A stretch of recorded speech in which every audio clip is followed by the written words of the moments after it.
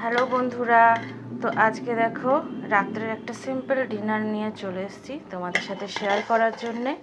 দেখো গরম গরম ভাত নিয়ে নিলাম।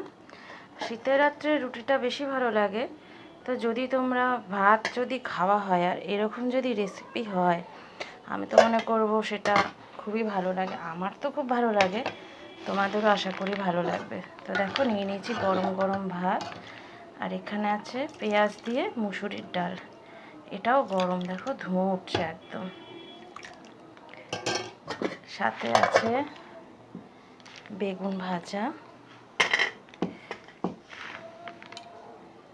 আর আছে আলু ভাজা। আলুতে আমি একদম পেঁয়াজ দিইনি। সাথে নেব দুটো ডিম সেদ্ধ আর এক টুকরো পেঁয়াজ আর লঙ্কা, কাঁচা লঙ্কা। তো দেখো বন্ধুরা, আমার আজকের ডিনার রেডি। তো ঠিক আছে বন্ধুরা, তোমরাও রাত্রে ভালো করে ডিনার করে নিও, আমিও ডিনারটা করে নিই। তোমরা ভালো থেকো। Good night, tata.